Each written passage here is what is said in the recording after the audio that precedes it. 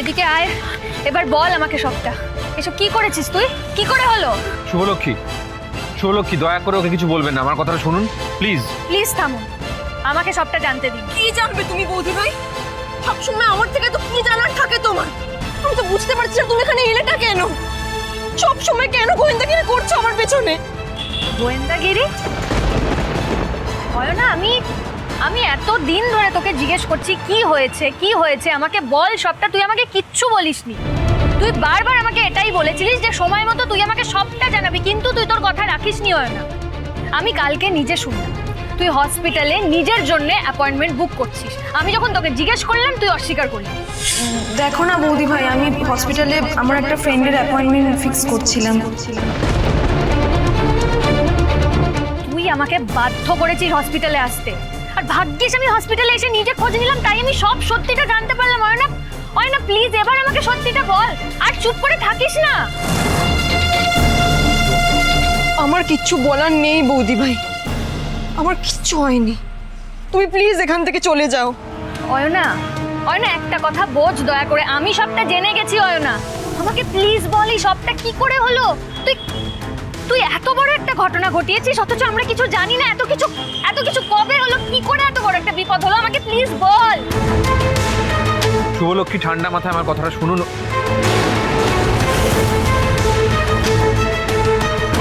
অয়না একটা কথা না আমি কিছুতেই বুঝতে পারছি না, জানিস তো।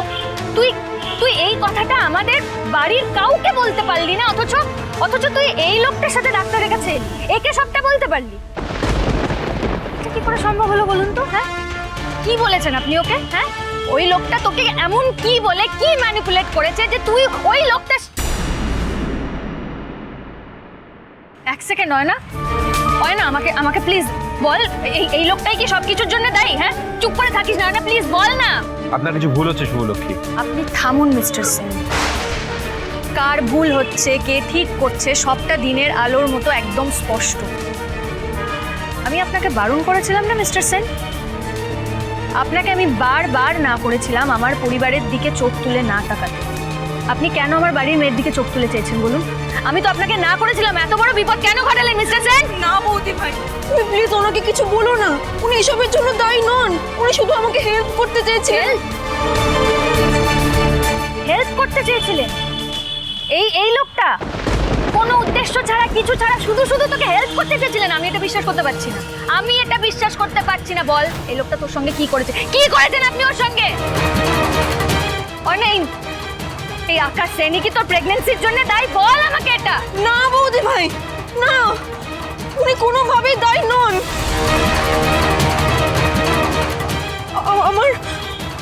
আমার বেবির বাবা অন্য একজন।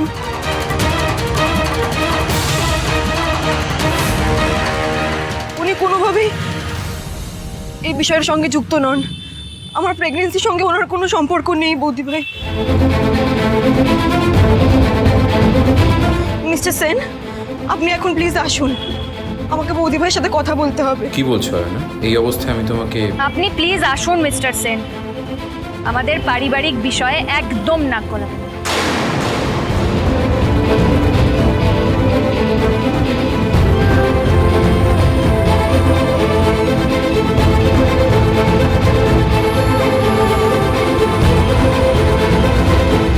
এবার বল না, এই সন্তান কার?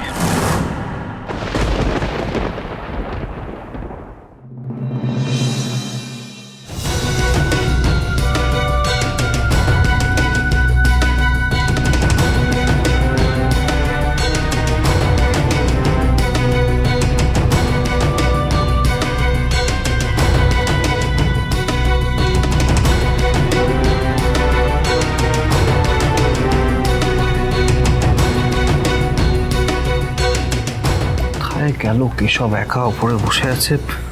কতবার ধরে ফোনে ট্রাই করছি, একবার ফোনটাও ধরছে না। মিনিমাম সেন্স অফ রেসপন্সিবিলিটিটুকু নেই। বাবা, তুমি তো যা খেল দেখালে ব্রেকফাস্ট টেবিলে, আমি তো পুরো হয়ে গেছি। এই তো সবে শুরু, তো কিছু দেখোইনি। এবার তো লাঞ্চের প্রস্তুতি নিতে হবে। ওয়েট লাঞ্চের মানে রান্না করতে হবে? এটাই তো বোঝো না। এই সংসারে গেড়ে বসতে গেলে আগে তো রান্নাঘরটা নিজের দখলে নিতে হবে, বুঝলে?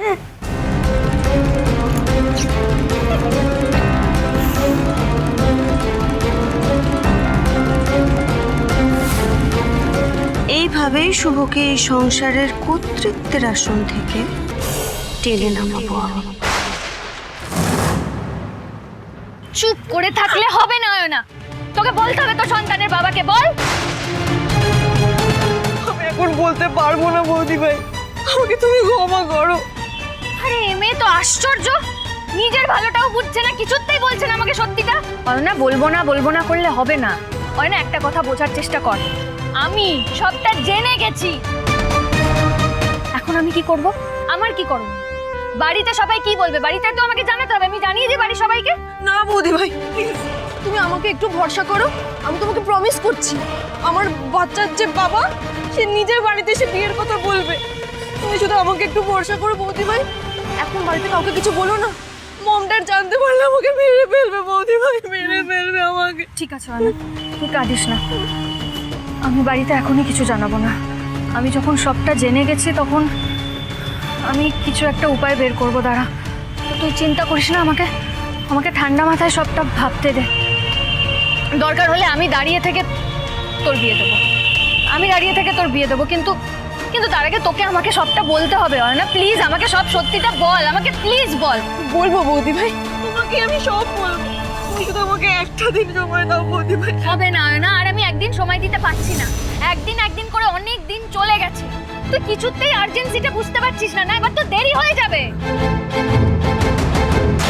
তুমি আমায় কথা দাও বৌদি ভাই, তুমি যদি আমাকে একটু ভালোবেসে থাকো, তুমি নিজে থেকে এই বিষয়টা কাউকে বাড়িতে জানাবে না।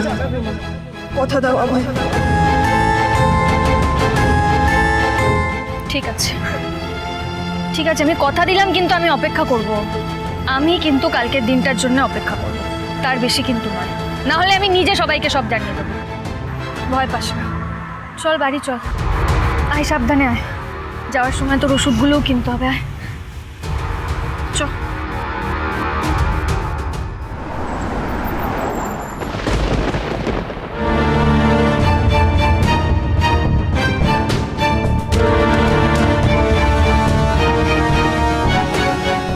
কি ব্যাপার, এতবার ধরে ফোন করছিলাম, কোথায় গেছিলে তুমি?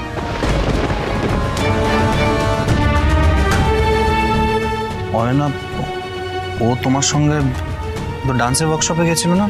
তোমরা একসঙ্গে কোথা থেকে ফিরছো? এই তো আগুন লেগে গেছে। এক্স্যাক্টলি এটাই চাইছিলাম। আগুন তো সবে এখন ঠিক চলছে, দাউ করে না চললে তো মজা আসবে না ডোনা।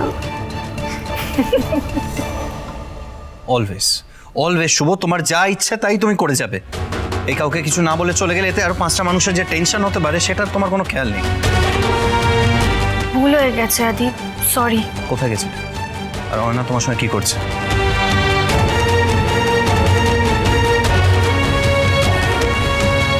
কি বলি এখন আমি আদিকে?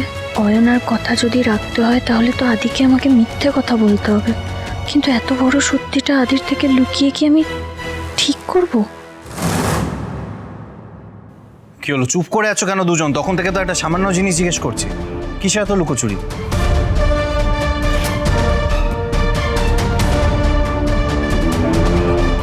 লুকোচুরি যে কিসের আর কেন সেটা যদি এখন তোমাকে বোঝাতে পারতাম আদি, কিন্তু ব্যাপারটা যে একেবারেই সামান্য নয়, সেটা কি করে বলি?